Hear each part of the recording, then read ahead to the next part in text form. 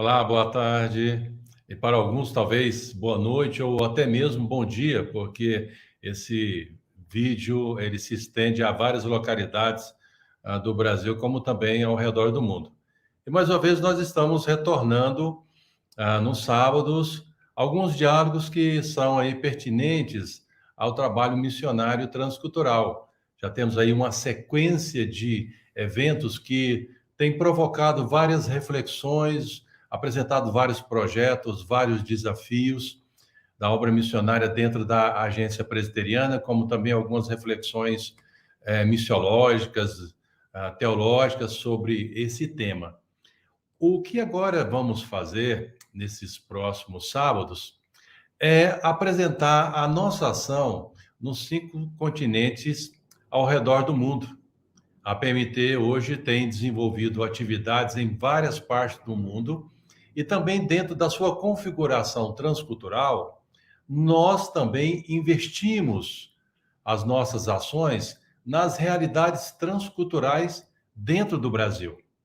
E no dia de hoje, nós vamos tratar um pouco dessas realidades. É certo que cada um dos colegas que vai ter um tempo para fazer a sua apresentação, ele não vai conseguir esgotar toda a sua ação nesses anos todos, nos campos onde eles atuam, pelo tempo ser limitado. Mas nós aqui queremos gerar e provocar em vocês uma visão mais amplificada do que Deus pode fazer e do que Deus está fazendo e dos avanços que nós estamos tendo. E nessa apresentação de hoje, vamos focar as realidades transculturais no Brasil. A PMT hoje desenvolve as nossas ações, né, transculturais no contexto indígena, entre os quilombolas, entre os ciganos, entre os haitianos, entre os hispânicos, árabes no Brasil, chineses no Brasil, e ainda queremos ampliar as nossas ações em muito mais outros grupos que estão dentro do nosso país. O Brasil, segundo os dados informados, é que nós temos representado aqui em torno de 178 nacionalidades. O Brasil é um país com dimensões continentais e é um país aberto para a vinda de muitas pessoas de várias partes do mundo e também daqueles outros que têm essa configuração transcultural aqui também com a gente. Então, nós vamos ter o privilégio de ter um bate-papo, uma troca de ideias com cada um desses irmãos. E você vai aí fazendo as suas anotações, fale de que cidade você está, qual estado, ou mesmo qual país. Se tiver uma pergunta, coloque no chat. E nós temos dentro do nosso cronograma, nós vamos aí separar um tempinho para responder algumas perguntas que aqui forem feitas. E vamos iniciar, né? Vamos iniciar com o reverendo Norval. O reverendo Norval é missionário da PMT, é um irmão que tem trabalhado muitos anos na área de tradução da vida. Seja bem-vindo, viu, reverendo Norval? Vou dar uma palavra de saudação a todos aí. Obrigado, reverendo Agripino, um abraço, obrigado a todos os queridos irmãos e irmãs que estão nos assistindo. É um prazer participar desse momento e podermos falar de algo que a gente tem vivido nos últimos 30 e tantos anos, para não entregar a minha idade, mas um prazer e vamos compartilhar um pouco da realidade indígena hoje à tarde. E quando se fala trabalho na área de tradução da Bíblia, é uma das coisas que apaixona, né? Apaixona cada um de nós. E é um desafio muito grande o trabalho nesse foco. E nós temos visto aí que o reverendo Norval, como mencionou, né, tem mais de 30 anos, mais de 3 décadas atuando. Certamente tem muitas histórias, tem muitas coisas para contar para cada um de nós. E eu gostaria, então, de que o reverendo Norval pudesse falar um pouco desses avanços nesse período que o irmão está desenvolvendo a sua atividade. Então, nós louvamos a Deus pelo trabalho da Igreja Presbiteriana entre os povos indígenas. Como eu disse, a gente já está nessa área aí trabalhando há mais de 30 anos, e o que a gente vê, fazendo assim uma análise histórica, é um avanço considerável na participação da Igreja Presbiteriana, por meio da APMT, no trabalho entre povos indígenas. Porque o senhor sabe, reverendo Agripino, que a gente tem um desafio, não é? Um dos desafios que nós temos, hoje a gente poderia falar de vários desafios, um dos que a gente tem, em certo aspecto, é convencer a igreja brasileira a se engajar na evangelização e no alcance dos povos indígenas, até de conhecer a realidade indígena, porque por trás do nome índio ou indígena, na verdade, o que nós temos são centenas de etnias, e as pessoas, às vezes, não têm essa percepção. Elas veem um indígena, né, como usam o termo, um índio, mas eles não têm a noção de que o termo índio é um termo cunhado de fora que não faz muito sentido quando a gente olha para a realidade desses povos pré-colombianos que falam línguas diferentes, por exemplo, né? Que uma língua, por exemplo, como a que eu trabalho, não tem absolutamente nada a ver com a língua que o meu colega da APMT trabalha lá em São Gabriel da Cachoeira, no Amazonas. São etnias diferentes, são realidades diferentes, são culturas diferentes. Então, esse universo indígena brasileiro, a gente tem que falar em realidades mesmo, né?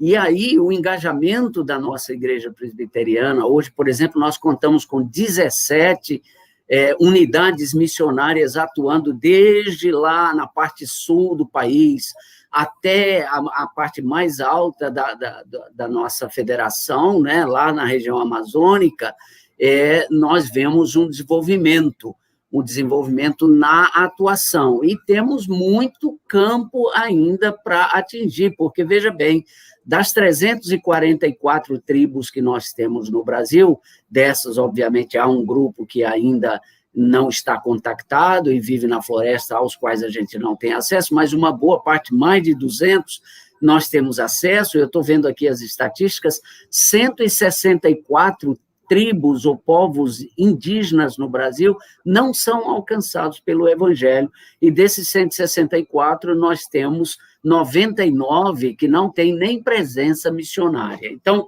nós temos que agradecer a Deus pelo engajamento da Igreja Presbiteriana e o seu desenvolvimento histórico. Por exemplo, quando nós começamos lá atrás, o trabalho indígena pertencia à Junta de Missões Nacionais, e eu fui um dos primeiros missionários da Junta de Missões Nacionais designados para o trabalho indígena. Depois, então, o trabalho passa da Junta de Missões Nacionais para a APMT, e aí nós temos alguns pioneiros, né, daquela fase inicial. Então, quando a gente vê isso aí, a gente vê um avanço em várias áreas, a área de tradução da Bíblia, como o senhor mencionou, nós temos evangelização e plantio de igreja, né, com várias iniciativas muito interessantes, nós temos colegas missionários trabalhando com educação intercultural, nós temos colegas trabalhando com avanços no desenvolvimento comunitário, com projetos agrícolas e outros tipos de projetos que auxiliam esses povos no seu desenvolvimento econômico, à medida em que nós trazemos o Evangelho e ensinamos o Evangelho. Então, eu diria assim, para resumir, porque eu sei que o nosso tempo é curto para falar da questão indígena, há o que comemorar pela iniciativa da igreja em se juntar a outras iniciativas que nós temos no país e fomentar o apoio ao Complay, por exemplo, a evangelização, ao plantio de igrejas, mas aí, ao mesmo tempo, deixar um desafio para aqueles que estão nos assistindo, que ainda tem muito campo para a gente crescer. E nós estamos agora, reverendo Agripino, numa fase crucial, porque nós precisamos fazer uma transição de missionários já veteranos, como eu e outros, né, para uma nova geração, que pegue o bastão, que consolide o que já foi plantado, e aí avance nas outras fronteiras que ainda precisam ser desbravadas, precisam ser conquistadas. Então, vamos nos alegrar e louvar ao Senhor pelo que já fizemos como APMT, e vamos orar ao Senhor para que Ele envie trabalhadores para o campo indígena. Esse é um grande desafio, e nós precisamos muito, porque mais do que recurso, mais do que a questão de acesso ou não ter acesso a povos indígenas, um dos maiores entraves para o avanço e o crescimento são novas vocações para o trabalho entre indígenas. É a continuação para a próxima geração, né, do trabalho, porque Exatamente. você citou no decorrer da sua exposição, é que já tem há um bom tempo a iniciativa de outras instituições na área de tradução da Bíblia. Agora, pensando enquanto igreja denominacional presbiteriana, eu acredito que isso foi também um grande avanço, né? Agora a denominação também se volta e dá importância, enquanto ação denominacional, para a tradução. Mas é certo que a gente vai precisar aí para o futuro de uma nova geração. Mas daqui a pouquinho nós vamos voltar aí com o reverendo Norval e vamos falar um pouquinho mais sobre essa questão. E diante desse quadro, nós temos aqui também participando conosco a Lígia, que trabalha com os quilombolas, né? Nós estamos tendo algumas dificuldades de oscilação onde esses irmãos estão, em alguma parte do Brasil, mas nós vamos ver se, de repente, ela consegue entrar aqui conosco. A Lígia teve algum tempo trabalhando em Moçambique, né?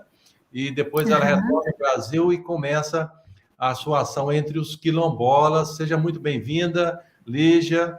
Pode dar uma palavrinha aí, um pouco aí, sobre as realidades do contexto quilombola aí no litoral paulista. Ok. Graça e paz, irmãos, é um prazer poder estar compartilhando aqui sobre o trabalho no grupo de escravos, né, dissidentes escravos, eles estão ali há mais de 120 anos, e somente há 20 anos que foi regularizada para os quilombolas. Fica distante da cidade, né, como era natural quando os escravos se escondiam em lugares distantes e de quilômetros da cidade de Ubatuba, e estamos bem no estado do Rio de Janeiro, de Paraty, fica uns 15 quilômetros mais ou menos. E é praia de um lado e morro do outro, então nós temos um grupo que vive embaixo, na beira da praia, um grupo que vive no morro, e eu tenho me focado mais no grupo do morro, que é mais pessoas e que menos desce ali até a praia, né?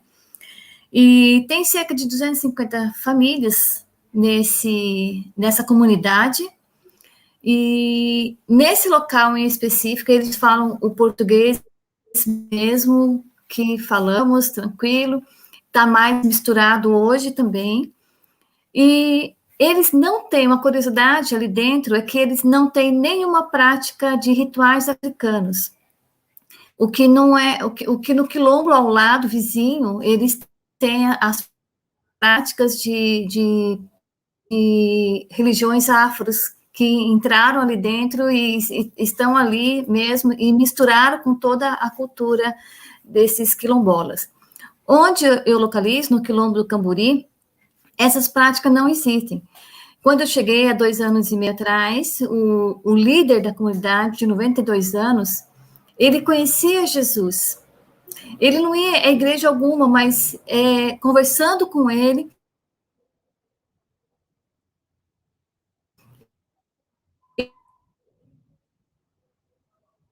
disse que havia entregado a vida dele há muito tempo, não dentro do quilombo. Então, isso ajuda bastante a gente no trabalho, porque nessa área espiritual, de rituais, ninguém ali está envolvido. Por outro lado, temos outras dificuldades também, né? E agora é uma mistura muito grande de turistas entre os quilombolas.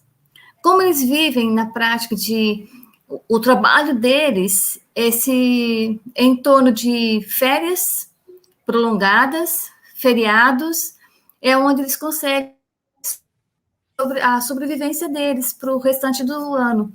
E fora disso, eles não se envolvem com mais nada fora. Vão pouco à cidade, então não tem muito acesso assim à cidade, mesmo por conta que precisa de locomoção, né? Não tem agora um ônibus que desce 5 da manhã e quando eles querem ir à cidade, eles vão nesse ônibus, onde faz compra, essas coisas.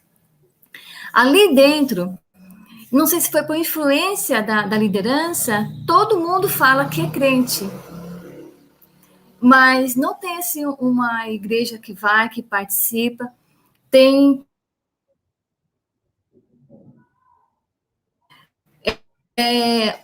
um pastor leigo de Deus, que de vez em quando aparece lá, mas que não tem não tem doutrina, não conhece nada acerca de Jesus. Acredita em Deus, mas não conhece sobre Jesus. Então, nós temos agora, trabalhando com um grupo de discipulado, ensinando a Bíblia, e eles mesmos pediram, falaram assim, nós estamos indo lá, tudo na igreja, mas nós não conhecemos a Bíblia. Então, nós temos sentado com eles, algum grupo desses, e conversado, ensinado, lido a Bíblia com eles sistematicamente, respondendo perguntas. Nós temos um pastor que vem aqui de vez em quando, uma vez por mês, aqui em Camburi, no Quilombo. A presença dele também deu uma credibilidade para a igreja nossa, de que somos pessoas que temos acesso à palavra de Deus, que conhecemos e estudamos. Então, eles já até falaram em abrir um grupo de estudo da Bíblia sistemático para entender mais da palavra. Então, isso vem sendo de uns meses para cá que abriu um leque de grandes oportunidades para a gente. E agora está voltando, não sei se posso falar o normal, mas está começando a se abrir já tudo, e está sendo liberado já a entrada. Então, a gente tem trabalhado de casa em casa com as crianças e com as mulheres. O nosso foco tem sido maior, crianças e as mulheres. E as mulheres também contam com as adolescentes, porque já são casadas, já estão com filhos, e também precisam de conhecimento, e querem, e buscam. Então, esse tem sido um trabalho passo a passo, um trabalho de formiguinha, de casa em casa, mas que está crescendo. Então, sim. Joia, mas a gente vai voltar com a Lígia, até gostaria de incentivar você, aí pode fazer as suas perguntas no chat. Nós já ouvimos um pouco antes, né, o reverendo Norval falando um pouquinho da realidade da tradução da Bíblia, a Lígia agora falando dos quilombolas, e vamos aí para um outro grupo que a PMT tem trabalhado, que é com os ciganos. Então, é um trabalho desafiador, eu não sei dizer se os dados estão precisos, né? Mas estima-se que hoje haja em torno de 1 milhão de ciganos, né? Talvez aí o reverendo Reginaldo possa concordar ou corrigir, porque o reverendo Reginaldo, ele está ali na cidade de Caldas Novas, e ali, a partir de Caldas Novas, ele tem trabalhado com ciganos, né? Teve alguns anos trabalhando no continente africano. Seja bem-vindo, viu, reverendo Reginaldo? Muito obrigado aí pela sua participação nesse momento aqui, para a gente ouvir um pouquinho e ver sobre as realidades do cigano no Brasil. A palavra está com você. Uma boa tarde a todos. É uma alegria poder compartilhar com a nossa igreja a nível nacional e também com as locais e os irmãos que apoiam e interessam por missões, do grande desafio da obra missionária transcultural também dentro do Brasil. Então, os ciganos é uma realidade que talvez só perca para os indígenas, né? Porque os ciganos já estão há 450 anos no Brasil, que é o grupo Calon, que nós trabalhamos, é o grupo mais antigo, mas tem mais 2 grupos, mais esse do século XIX, e aqui estamos, como Agripino disse, nós estamos baseados em Caldas Novas, e aqui desenvolvemos há cerca de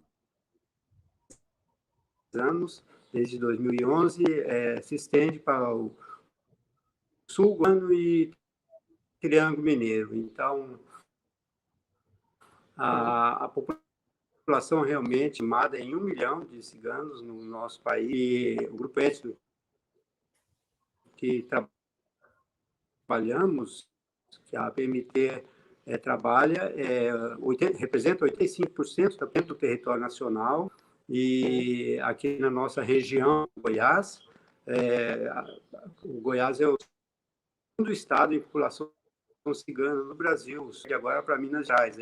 Minas, inclusive, passou a Bahia, que era o que tinha mais ciganos. Agora, em 2012, mais ou menos 2013, nós apresentamos, então, o projeto missionário de evangelização cultural dos ciganos, chamado projeto Atenda ao Povo Cigano. A tenda de atender e também de a igreja ser uma tenda para abrigar os convertidos ciganos, aqueles que se interessam pelo evangelho. E em 2012, 2013, nós passamos praticamente 2 anos para conquistar a confiança do povo cigano. É um povo arredio, é muito complicado trabalhar com eles, porque eles sempre foram discriminados e sofrem muito preconceito, então eles desconfiam de tudo e de todos. Então, até a gente conseguir a confiança deles, foram 2 anos, embora já tenha indígenas no norte do Brasil, ainda tivemos esse tempo para ganhar a simpatia deles e ganhar entrada nos acampamentos. Mas uma vez que conseguimos, Deus abençoando, foi direção de Deus mesmo, a nossa faixa etária facilitou, eu e minha esposa já éramos assim, terceira idade lá quase beirando, né? Então, eles não desconfiavam muito da gente, porque há muito casos de ciúmes entre eles. Então, nós entramos, tivemos uma entrada boa, sempre trabalhamos como casal, e durante, então, mais ou menos esses 2 anos, nós consideramos também como uma fase de pré-evangelismo, onde a gente não falava abertamente sobre Deus, seguia um programa de evangelização, mas já estávamos lançando as bases para o evangelho. E em final de 2013, então, e 2014, foi o que nós chamamos a primeira etapa, que foi a etapa da evangelização de algumas famílias. Para trabalhar com os ciganos, a gente tem que entender muito sobre a estrutura social deles, que é baseada em famílias. Então, nós focamos numa família de liderança, e nessa família, então, nós tivemos uma boa entrada, e a partir dela nós fomos conquistando outras famílias e assim por diante. Então, durante mais ou menos esses 2 primeiros anos foi de evangelização, nós fizemos uma abordagem sempre bem informal, cronológica, contando histórias bíblicas, basicamente, e depois que houve o primeiro grupo de convertidos, até o Agricultor participou do primeiro batismo em 2014, né? Em dezembro de 2014, e aí foram surgindo em outras cidades. Nós estamos aproximadamente, uma época, 10 cidades, 8 cidades, atualmente é mais ou menos 8, 9 cidades que estão alguns dos crentes. E a partir de 2016, 2014, 2015, nós começamos a segunda etapa, que seria focar na plantação da igreja, já discipulando os primeiros convertidos, né? E já começando também a incentivá-los a eles mesmos evangelizar em outros acampamentos. Isso aconteceu. Praticamente dos convertidos hoje, mais da metade evangelizaram, né? Em outras cidades, até 350 quilômetros aqui novas, que é o caso de São Paulo. Agora estamos na terceira fase, temos já há mais ou menos 4 anos, 5 anos, né, concentrado o ministério nessa fase. Primeiramente, temos um casal para o IBEL, em 2016, então ele fez 3 anos do treinamento lá, do curso bíblico, né, em patrocínio, o Dário e a Célia, e depois de retorno estão nos ajudando no discipulado, e paralelamente a gente foi dando módulos de capacitação também para os líderes, para a igreja local, formação de presbíteros e diáconos, né? Então, só no sentido informal, eles não têm eles têm a função, mas não têm o cargo de presbítero e de líder, mas funcionam dentro do grupo, né, como os líderes da igreja. E, e o Dário dando o missionário, ajudando também no ensino.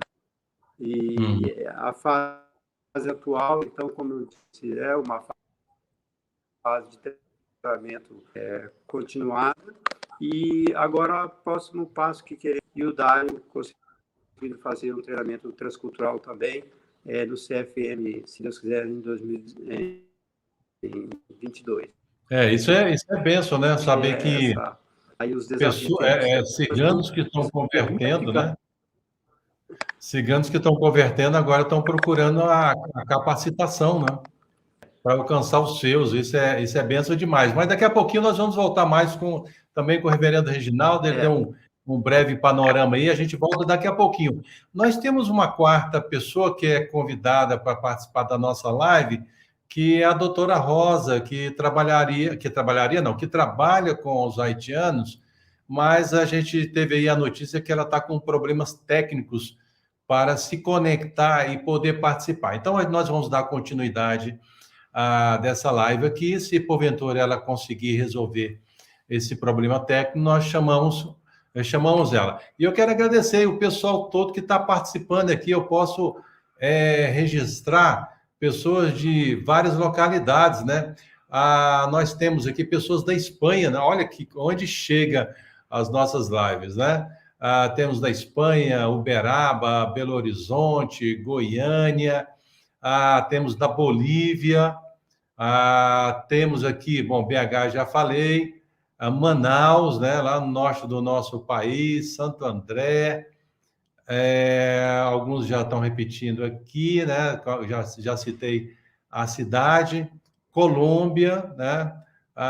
Piracicaba, Zimbábue, no continente africano, Jaru, Rondônia, e aí as pessoas estão colocando aí Teresina de Goiás também, joia demais.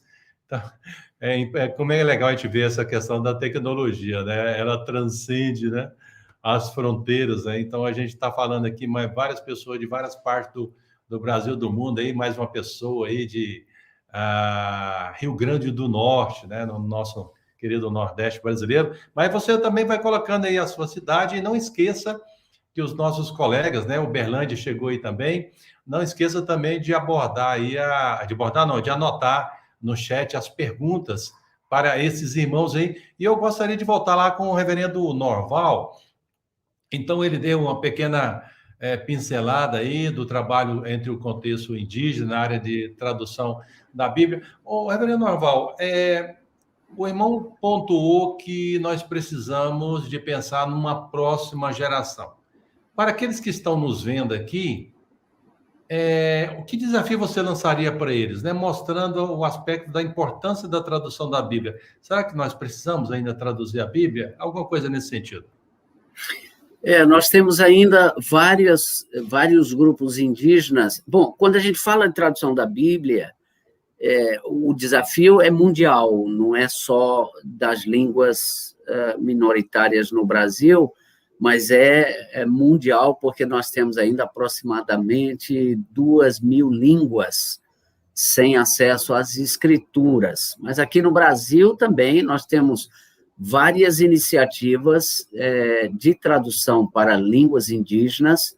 A PMT trabalha ativamente com vários dos seus missionários que atuam em plantio de igreja, em outras áreas, mas atuam também na área de tradução da Bíblia, e o desafio persiste, porque, no mínimo, reverendo Agripino, nós temos 10 tribos brasileiras que, com certeza, precisam de tradução das Escrituras. E como nós temos ainda no Brasil uma quantidade considerável de grupos indígenas que são classificados como não contactados, esse número vai aumentar consideravelmente em termos de necessidade.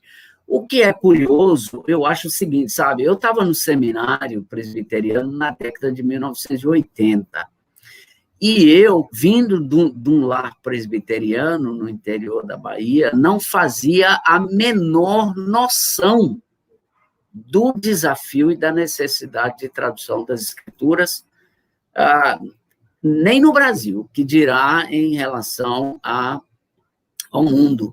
E foi a presença de um professor convidado, que no seminário começa a sua palestra com uma pergunta que me chamou tremendamente a atenção, porque ele perguntou assim aos alunos, isso na capela do seminário, com todos os alunos daquela época presentes, né? E ele faz a seguinte pergunta: o que você vai fazer com o seu grego quando você sair do seminário? Aquilo me chamou a atenção, porque eu gostava das línguas bíblicas, tanto grego quanto hebraico, mas eu não sabia exatamente como poderia usar conhecimento bíblico, exegético e conhecimento das línguas bíblicas, além da necessidade para a preparação de um bom sermão. E, de repente, ele dá um apanhado da necessidade de tradução no mundo. A partir dali, eu fiquei encantado com aquilo e fui me preparar, estudar e me preparar junto com a minha esposa para a gente trabalhar, atuar em tradução da Bíblia. Se o senhor quiser tocar no assunto do projeto aí, do futuro projeto para os seminários e escolas bíblicas, é uma das coisas que a gente tem defendido, é exatamente isso. Tem muita gente vocacionada que não sabe da sua vocação, que não tem a informação que ele precisa para o engajamento. Então, tem muito seminarista, muito aluno de seminário de Instituto Bíblico com vocação e propensão para essa área de linguística, área de tradução, área exegética, né?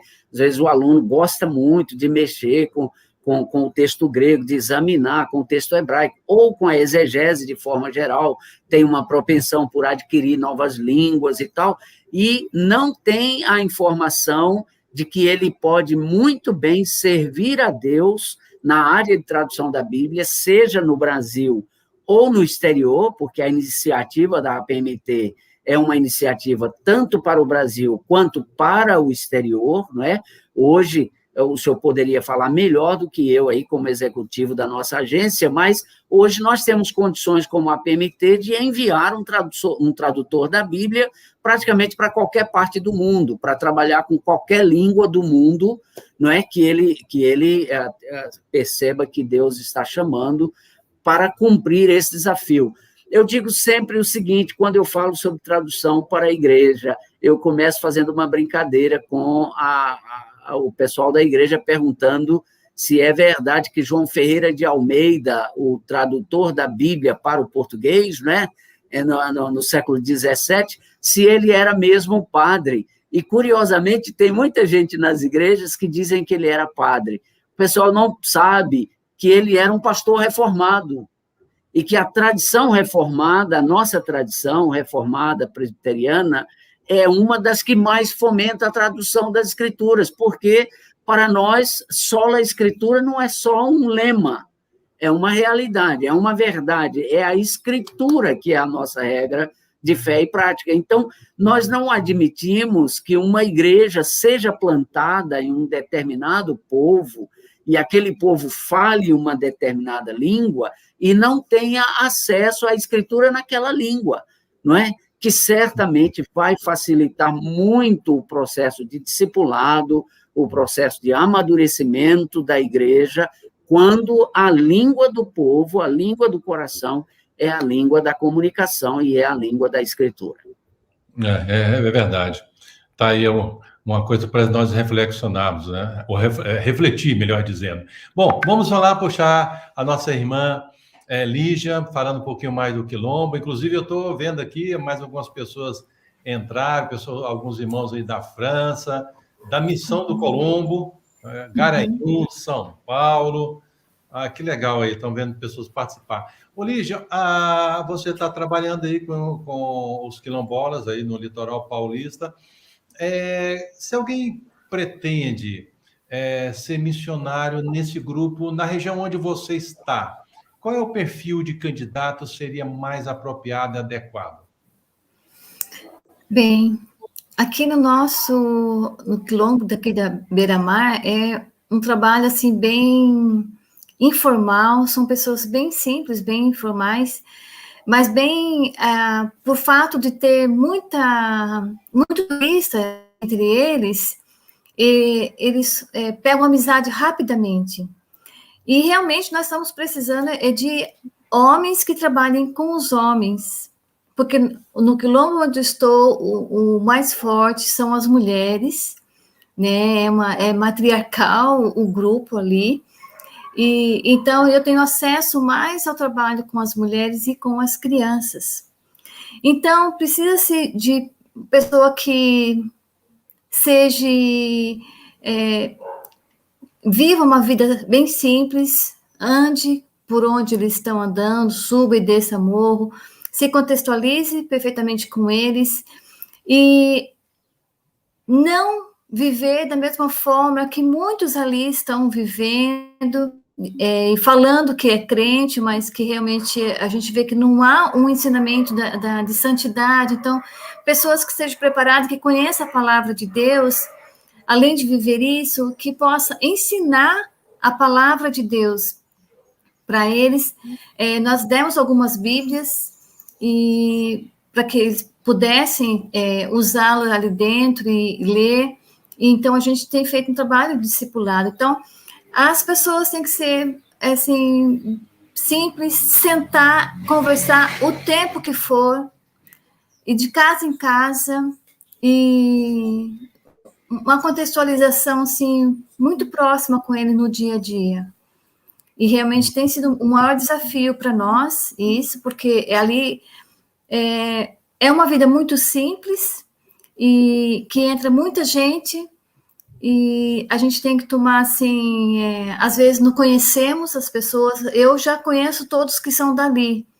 Então, e como estamos ali numa fronteira também, sempre um bom dia, boa tarde, conversar, estar junto corajosamente e lembrar que o lugar mais seguro é onde Deus quer que a gente esteja, porque viver uma vida simples, uma vida sem muito luxo mesmo, e é tudo que nós precisamos para estar no meio ali e viver aquela vida que realmente Deus se agrada.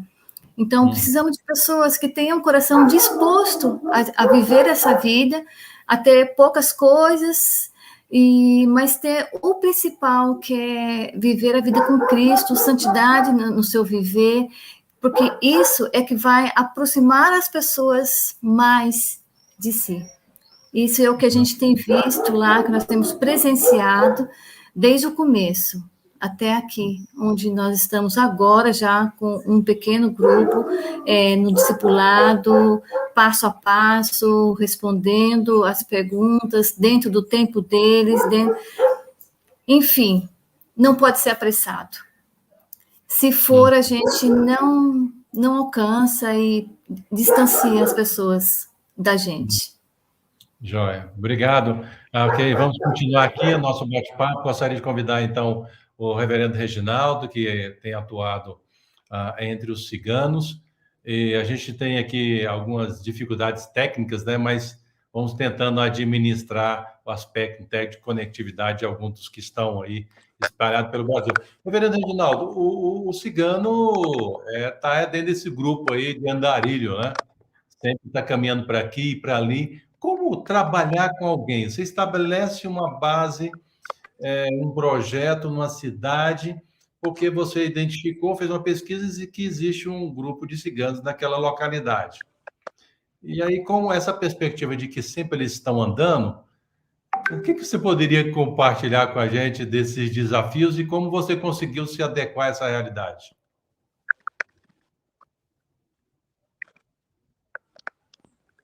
A tradição da cultura cigana, o nome nós chamamos agora, na verdade, uma população sempre em constante deslocamento. Eu diria que agora eles são mais itinerantes, e está num processo de sedentarização. Assim como os indígenas estão saindo, né, das matas, a questão urbana, estão para as cidades, estão procurando se assentar mais, está ficando muito difícil o nomadismo, embora isso está dentro da sua cultura. Alguém já disse, né, que o cigano a barraca, mas a barraca não saiu dos... Então, eles vão... Essa questão deles sempre se deslocarem faz parte. Eles só sabem trabalhar dessa maneira, né? Sempre se deslocando. Então, realmente vai para 7 anos que eles estão fora, né? E isso é realmente um aspecto que dificulta. Então, a gente tem que ter uma certa mobilidade. O principal, onde nós trabalhamos agora, está a 200 quilômetros de onde moramos. Graças a Deus que já tem pessoas entre eles que são livres, eles estão continuando o trabalho na ausência, mas temos que estar sempre presente. Agora,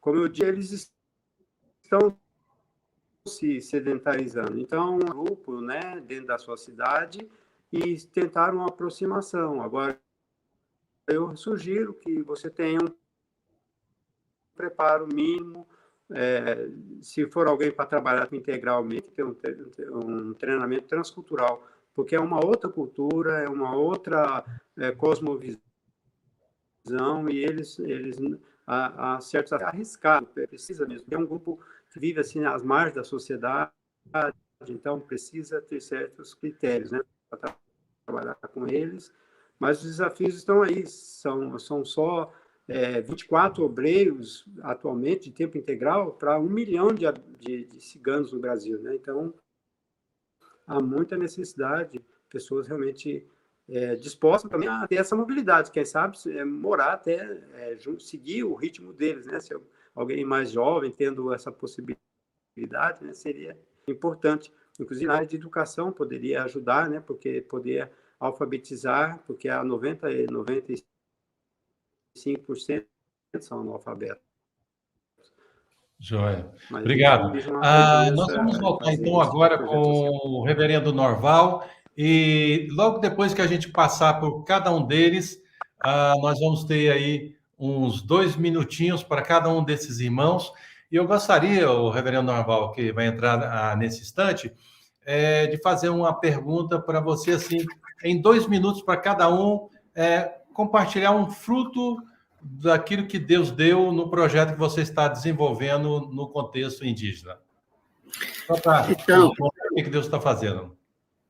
Quando irrompeu a pandemia, por força de determinação do governo, nós tivemos que nos retirar da área indígena.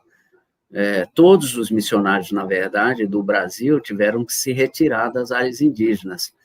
E a gente ficou pensando como vai continuar o trabalho da igreja na nossa ausência. Nós nos retiramos no final de março, por determinação do governo, da FUNAI, e só conseguimos retornar ano passado, no segundo semestre, depois de um processo de quarentena, um negócio, né? Aí ficamos naquela coisa, como será que estão os irmãos, como será que está a igreja, será que eles pararam as reuniões, estão firmes e tal, com um pouco de apreensão no coração. Mas como temos internet na aldeia, começamos a receber fotos dos trabalhos, eles faziam os cultos ou faziam as reuniões, quando foi possível mesmo fazer, e começavam a enviar as fotos para a gente, não é? E daí a gente ficou muito feliz de ver que, mesmo na ausência dos missionários, o trabalho estava sendo realizado. E uma outra experiência que confirmou isso foi que, quando nós recebemos autorização para voltar, e fomos para a mata trabalhar com eles em um projeto que eles estavam lá no final do dia, depois de cansados de trabalhar com machado, etc., aí cada um deitava na sua rede ali na mata, com um fogo ao redor, não é, na beira de um riacho, um igarapé.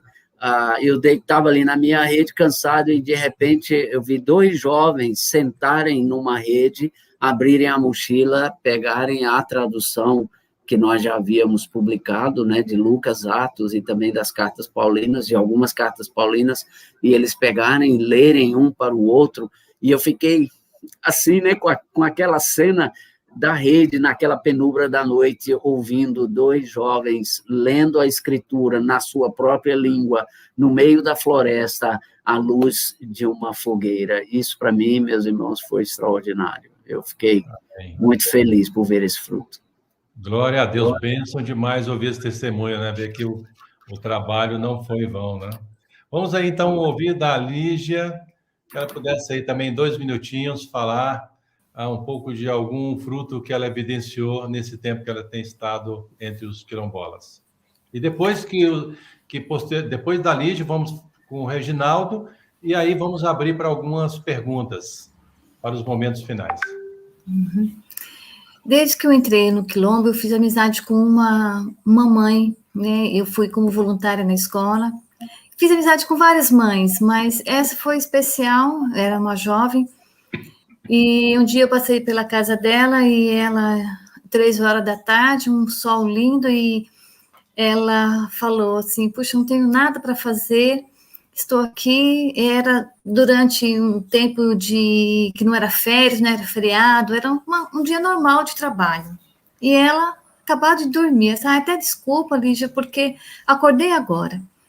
Então, a gente ficou muito amiga, nós começamos a trabalhar juntas, passei uma Bíblia para ela, conversando com ela, nós começamos a orar, trabalhar juntas, e todo esse tempo. Mas esse ano, aconteceu um fato, assim, mas ela sempre participava conosco, mas nunca foi assim tão direto dela ver a presença de Deus mesmo na vida dela, no que Deus pode fazer. Ela ganhou um bebê no final de janeiro, e 3 meses depois o bebê veio falecer, assim, rapidamente. Então foi um momento de muita dor para ela, de muito pânico para ela, de não entender por que Deus tinha levado o bebê, depois de tanto tempo junto, assim, aprendendo da palavra, orando e buscando a palavra. Então, eu comuniquei, né? Fiquei com ela desde madrugada, quando o bebê faleceu, e avisei ao pastor que sempre nos acompanha aqui mensalmente, e ele prontamente, ele recebeu a mensagem, era uma segunda-feira, e já desceu aqui para Ubatuba, para o sepultamento, porque essa pessoa, essa moça era muito próxima da gente. E o fato de estarmos com ela de madrugada, nesse momento, e o fato de o pastor chegar numa plena segunda-feira para o sepultamento do bebê, isso foi assim, foi visto com um profundo carinho do povo, da comunidade para conosco. E naquele dia não tinha ninguém para fazer o serviço fúnebre. Então, eles estavam lá no local onde ia ser sepultada, onde ia fazer o culto primeiro, né, de gratidão a Deus e consolo, né? E o pastor pregou. E pela primeira vez, aquele povo estava ouvindo um sermão bíblico, falando de Jesus, do consolo de Jesus. E aquelas pessoas ficaram tão impactadas naquele dia, que transcorreu o período do enterro, tudo bem, toda a comunidade ficou muito chocada com a morte do bebê, porque é muito raro um bebê falecer assim, ali naquele local.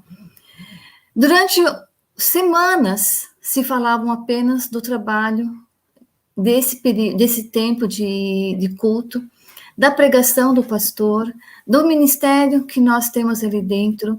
E eles ficaram assim, tão impactados e procuravam mais conversar com a gente e saber e como Deus falou na vida deles através daquela palavra, o consolo que Deus pôde dar.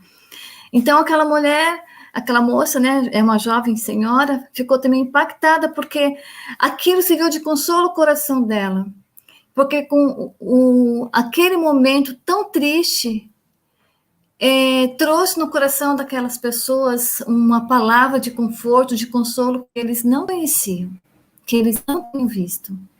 Então, de março para cá, o nosso conviver mudou com eles, ficou mais sólido.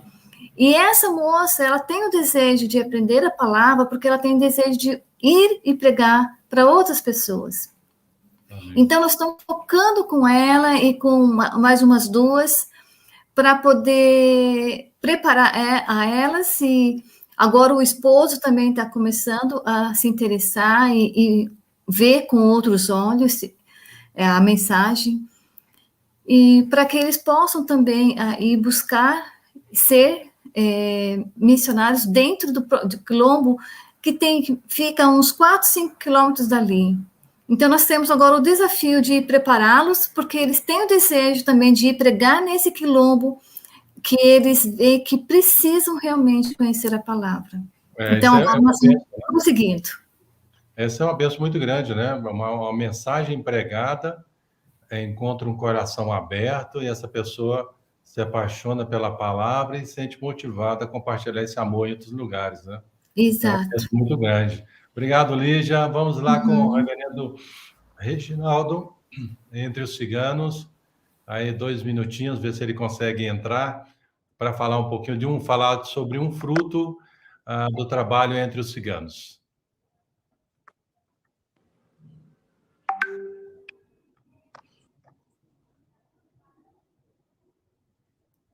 Pode entrar, reverendo Reginaldo. Não sei se está dando certa a conexão. Vamos lá.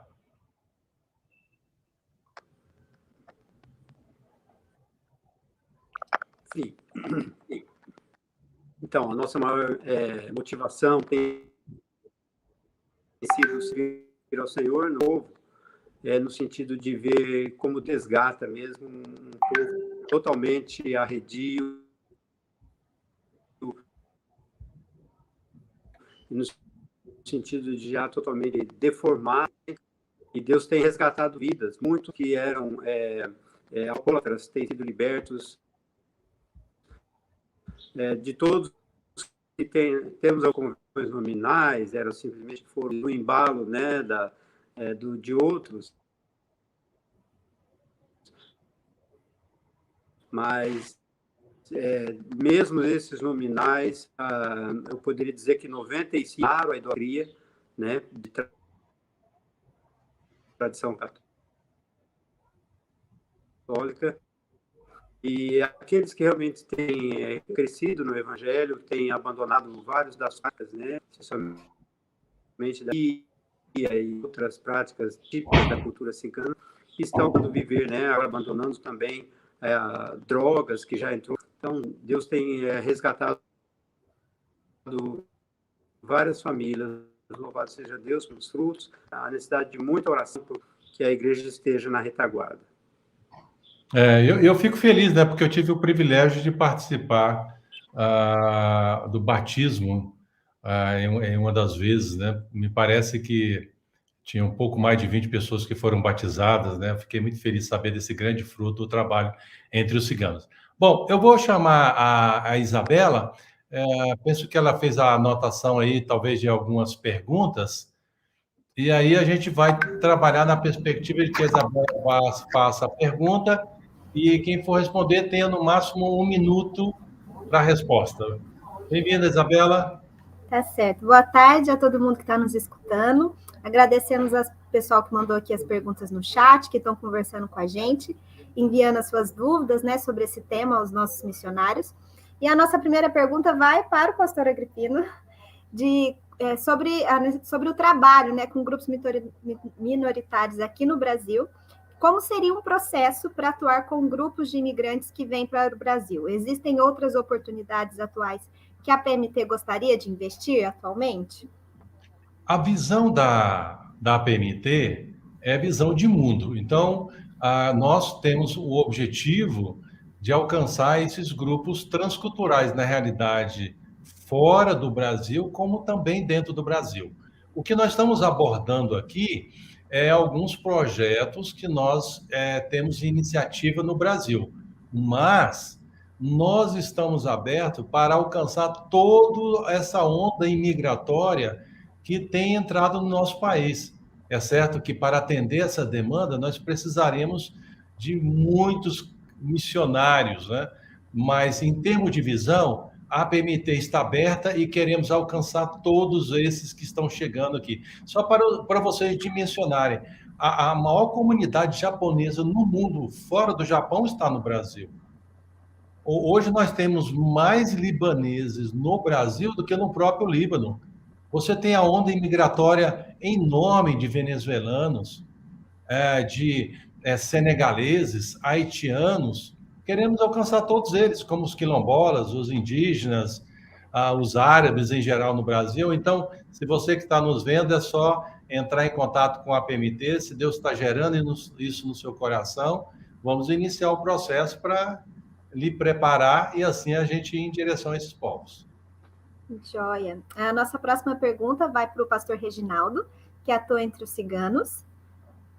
Vamos ver se o pastor consegue entrar aí para responder para a gente.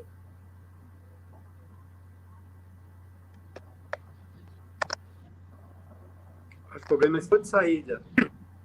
Consegue me ouvir, pastor? Caiu agora.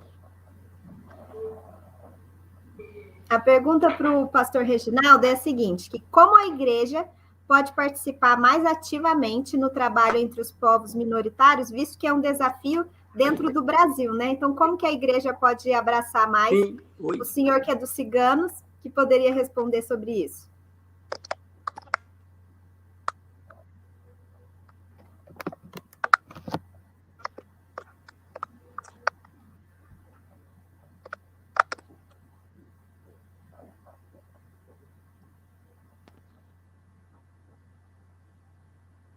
Acho que está com um pouquinho de delay, mas acho que dá para ele ouvir. Então, as nossas igrejas precisam estar de portas abertas para receber os ciganos. Tem ciganos convertidos por aí. Então, os ciganos estão andando nas cidades e as igrejas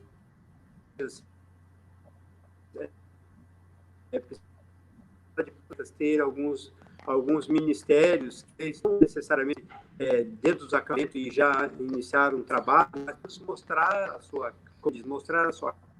cara, dizer, olha, nós estamos aqui na cidade, às vezes tem dificuldade de estar na cidade, no Mato Grosso, aqui, em Minas, de aproximar de uma igreja, mesmo das nossas igrejas presbiterianas, mesmo sabendo que são do nosso trabalho. Então, a igreja pode, além da oração, e também para alguma conferência missionária, algum trabalho, para mostrar isso, poderiam convidá-los, né, para eles participarem, né, músicas mais para apresentar a cultura do povo cigano e os desafios. Você responde. Joia, muito obrigado, pastor Reginaldo. A nossa próxima pergunta vai para a Lígia, a gente até recebeu ela aqui, a gente vai tentar colocar a pergunta na tela, que é da Heloísa.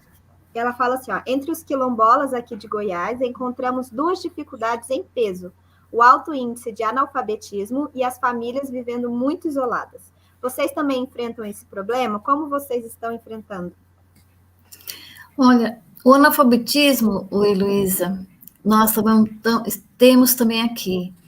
E nessa época de pandemia, a escola é muito longe, então o pessoal da prefeitura não tem ido. E essa semana eu fiquei sabendo que as aulas vão retornar só em setembro. Eu não sei por que motivo. Então, o que nós estamos fazendo? Minha irmã está me ajudando e a gente está indo de casa em casa, pegando grupos pequenos de criança, ajudando, porque eles já estão no 4º, 5º, 6º ano, 8º ano, e não sabe ler e escrever. Então, é uma situação realmente muito difícil, e difícil também de te responder o que fazer, mas o que nós temos feito é ido de casa em casa, Então, trabalhamos com um grupo, depois descemos no morro, vamos para um outro grupo. A gente está fazendo assim, dentro das nossas possibilidades. Quanto às famílias, tem algumas que vivem bem isoladas, bem distante mesmo, mas a maioria ali no morro está tudo perto um do outro, então a gente tem mais acesso, né? A esses mais isolados, a gente também procura visitá-los, estar com eles, ler a Bíblia com eles, ou levamos alguma coisa e almoçamos com eles. A gente tem feito isso, porque realmente é bem triste. Mas a gente pode trocar ideia, você pode pegar meu endereço aí, e a gente pode ir conversando, trocar ideias, experiências, tá bom? Isso, com certeza. Você que está nos ouvindo aí de casa, né, gostaria de até mesmo auxiliar seu parceiro, ou tirar dúvidas, né, você pode depois entrar no nosso site, apmt.org.br/missionários, que você vai encontrar o contato de todos os nossos missionários. Então, se você ficou interessado, né, em um desses assuntos que a gente tratou aqui, gostaria de servir, né, como igreja, um desses campos, já que são aqui dentro do Brasil. Então, aqui, colocamos aqui na tela, acesse nosso site, entre em contato com os missionários, e quem sabe a sua igreja pode auxiliar de uma forma assim mais direta, né, aos missionários que estão aqui no campo no Brasil. Muito obrigada, Lígia. Nós vamos fazer mais uma pergunta para o pastor Norval. Pastor Norval, a pergunta que nos fizeram foi assim, né? O trabalho indígena geralmente é um trabalho de uma vida, né? Então, existe hoje a necessidade de novos missionários, visto que uma última geração que está no campo assim, há bastante tempo, então, precisando de novos missionários para trocar o bastão, e de que orientações você daria para novos missionários que vão entrar nesse campo, entre os indígenas? Só precisamos. Nós estamos numa fase crítica em que precisamos passar o bastão para a nova geração, e estamos orando a Deus, quase desesperados, nós, os mais experientes, não é? Para que Deus envie esses novos obreiros e possam serem treinados e a gente passar o bastão. Eu acho que um dos grandes desafios para essa nova geração está exatamente na pergunta: entender que a obra missionária indígena é trabalho para uma vida. Não dá para fazer em 6 meses, não dá para fazer numa viagem de férias, não dá para fazer em 2 anos. Nós ouvimos aqui o reverendo Reginaldo falar do contexto cigano, em que ele passou 2 anos de preparação e pré-evangelização com... essa é a experiência indígena, chegar numa tribo indígena, aprender a língua, para aprender bem, para você comunicar na língua, você vai precisar de pelo menos 2 anos. Aprender a cultura, não é? Ir lá profundamente na cultura. Você chega numa tribo, numa aldeia indígena, o pessoal já usa roupa, todo mundo tem celular, e aí você imaginar que isso faz com que eles sejam iguais a nós, em termos de cosmovisão e em termos de percepção cultural, é um engano.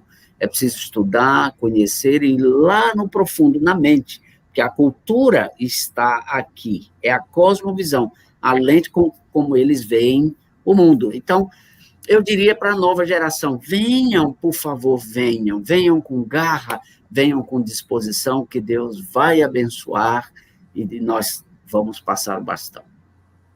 Muito obrigada, pastor. Obrigada a todo mundo aqui que participou e enviou as suas perguntas. Lembrando que essa live vai ficar gravada, então se você depois quiser compartilhar na sua igreja, né, sobre essa realidade entre os povos minoritários, aproveitar que estamos trabalhando, né, esse mês de agosto, mês de missões, então essa conferência e as próximas que a gente vai ter nos próximos sábados são para mobilizar a sua igreja também para essa realidade aqui no Brasil de missões entre os povos minoritários. Pastor Agripino, com o senhor. Olha, quero só reforçar o que a Isabela falou. A PMT tem um vasto material. Se você visitar o site www.apmt.org.br, nós temos vários vídeos, temos vários podcasts, estamos no Instagram, no Facebook, nas plataformas maiores que temos hoje no mercado. Então, ali você vai ter muita informação daquilo que Deus está fazendo através da agência. Quero aproveitar aqui, agradecer a participação do reverendo Norval, que esteve conosco, o reverendo Reginaldo, também a Lígia.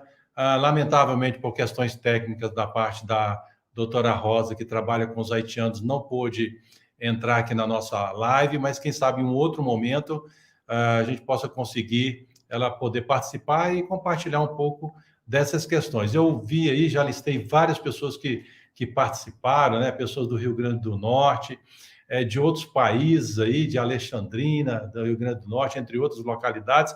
Muito obrigado por você estar conosco aqui. E a gente se vê em breve. Eu passo aí, então, a bola para Emma. Oi, pastor, que bom, né, estar aqui falando mais uma vez desta tarefa inacabada, né? E uma delas também é a gente olhar para esses povos minoritários no Brasil, mas quero convidar você para próximo sábado. Próximo sábado nós vamos falar da América, vamos falar de Amor, com Amós Cavalcante, com a Joyce Oliveira, com Maurício Rolim, com o Luiz Otávio. Olha, nós vamos conhecer um pouquinho do Chile, Argentina, Uruguai, Panamá. Nós vamos falar sobre a América Latina, os grandes desafios que nós temos ainda aqui pertinho de nós também, cruzando a fronteira. Então, esperamos você e que você também consiga também compartilhar esta live que já aconteceu hoje e convidar mais alguém para estar conosco sábado que vem, 14 de agosto, 14 horas, aqui no canal da APMT. Deus abençoe, até sábado que vem.